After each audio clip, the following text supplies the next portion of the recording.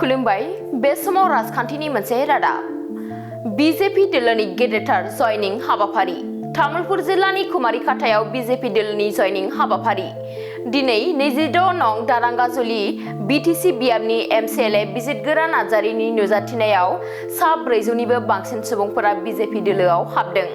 नंगौ गुबुन गुबुन हारिनि गासै 400निबो बांसिन बीपीएफ दोलोनि मददगिरिफोरा बीजेपी दोलोआव हाबदों। दारांगाजुलि ब्लक कमिटि बीपीएफनि गाहाय नेहाथारि नमल कलिता आरो मोनसे समनि कुमारिकाटा आन्चलिक एबसुनि बारग' आफादगिरि उपेन रामसियारिजों लोगोसे मुस्लिम हारिनि आइजोफोर जथायै सा 400निबो बांसिन सुबुंफोरा दिनै बीजेपी दोलोआव हाबदों। बे गोदानै जयनिं जानाय सुबुंफोरखौ एमसीएलए बिजितगोरा नार्जारिया बीजेपी दोलोआव बरायदों। बेजों लोगोसेनो बुंथियो दि बिटिआरआव बीजेपी आरो यूपीपीएलआ जथाय दोलोनि सरकार दाफुंनायनि उनाव गोजोन सान्थि फैनायजों लोगोसे फारफ्रोमबो बिथिङावनो जौगादों।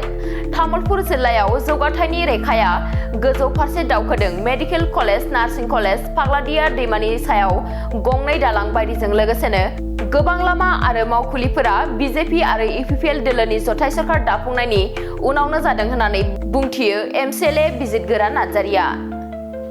बीजेपी एलायन्स सरकार जानायनि उनाव बेवहाय सान्थि फैदों, जौगानायनि हाबाफारि जादों। बेखौ मोजां मोननानै जोंनि माइनरिटि बिथांमोना बिहेखे मुस्लिम कमिउनिटिनि बिथांमोना बेवहाय दले बले फैनानै 400निबो बांसिन जइन जादों आरो बियो एकमात्र जौगानाय आरो सान्थि परिबेसनि थाखाय बिथांमोना बीजेपी दोलोखौ बरायनानै लादों। दारांगाजुलियाथ' बिराद स्पस्ट बेवहाय बीजेपी हान्जानि जिथु माने गोख्रों जिथु दलनि खामानि बेयो जागासिनो दं आरो नोंथांमोना नुगोन इयुनाव गोबां सुबुंफोरा बीजेपी हान्जायाव जइन जागोन। दिनै बियो जागायजेननायसो, बिनि उनाव नोंथांमोना नुलांबाय थागोन बेवहाय गुबुन गुबुन हारिनि गुबुन गुबुन दलाव थानाय बिथांमोना बीजेपी हान्जायाव जइन जाफैगोन। बाव बांसिनानो समाज सिबियारि आरो बीपीएफनि सासे जेनेरेल सेक्रेटारि जोंना नमल कलिता, जोंहा आबसुनि कुमारिकाटा आन्चलिकनि आगुनि आफादगिरि उपेन रामसियारि बिथाङाबो जइन जाफैदों आरो गोबां माने ससियेल वार्कार सामाजिक सुबुंफोरा बेवहाय जइन जाफैदों। पवित्र रमजाনৰ মাহ চলি আছে আৰু নিশ্চিতভাৱে এনেকুৱা এটা পবিত্ৰ দিনত আমাৰ যিসকল ধৰ্মীয় সংখ্যালঘু ব্যক্তি আহি ভাৰতীয় জনতা পাৰ্টিত যোগদান কৰিছে তেখেতসকলে আন্তৰিকতাৰে ভাৰতীয় জনতা পাৰ্টিক গ্ৰহণ কৰি আজি এই সিদ্ধান্ত লৈছে।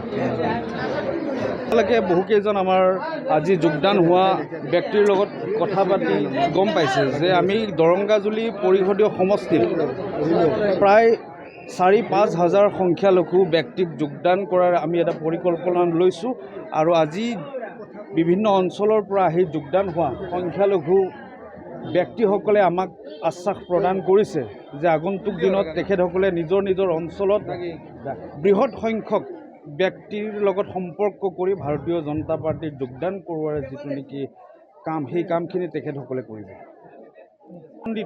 আনন্দৰ কথা আৰু এই কথাটোৱে আমাক যথেষ্ট উৎসাহিত কৰিছে। দুজন খুব আমাৰ এই অঞ্চলৰ বিচক্ষণ ৰাজনৈতিক নেতা আমাৰ নোমল কলিতা ডাঙৰীয়া, তেখেত বিপিএফ দলৰ প্ৰাক্তন সাধাৰণ সম্পাদক, তেখেত আজি ভাৰতীয় জনতা পাৰ্টিত যোগদান কৰিছে।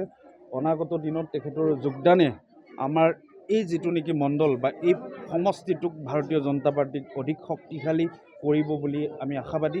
আমাৰ লগত আজি যোগদান কৰিছে প্ৰাক্তন এপছু আঞ্চলিক এপছুৰ সভাপতি উपेन रामसियारी ডাঙৰীয়া।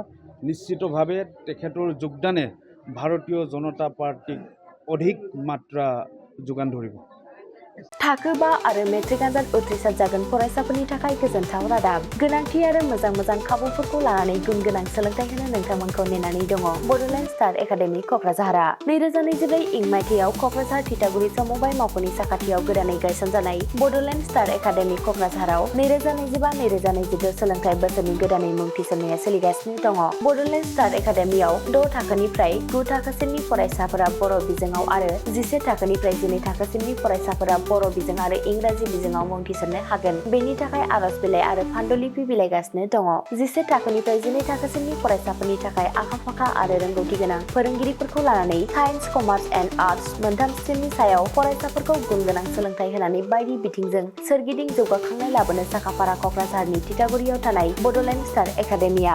बड'लेण्ड स्टार एकाडेमियाव मुं थिसननोब्ला बाङाय बेसेनाव मुं थिसननायनि गेजेरजोंनो फरायसाफोरा गाहायाव होनाय माखासे खाबुफोरखौ मोननो हागोन। इंराजि सोलोंनायनि खाबु, साखोन-सिखोन थाखो खथा, बिजाब बाख्रि, BPL थाखोनि फरायसा फरायसुलिफोरनि मुं थिसननायाव 20% मासुल रेहाय होनाय। बेजों लोगोसेनो नोंथांमोनहा JEE नीट आनजादनि थाखाय बेसेन नाङै फोरोंथाय, मान्थलि मक टेस्ट, जिउ राहा दानाय बायदि बायदि गियानलु आयदाफोरनि उफ्रा सोलोंफारिफोरनि खाबुफोरखौ मोननो हागोन। हौवासा आरो हिन्जावसाफोरनि थाखाय मुलाम्फा गोनां मोजां जामुं आरो मोजां थाग्रा खथानि खाबु गोनां हस्टेलनि खाबुफोरखौबो मोननो हागोन। बिदिब्ला गोबाव खालामाजासे नोंथाङाबो बड'लेण्ड स्टार एकाडेमियाव थाबैनो मुं थिसननायनि थाखाय सुलाद लादो। आबुङै मिथिनो थाखाय जानबुं अनजिमा 6000349997 एबा 7638008149 एबा 6003494371 आव फोनांजाब खालामदो।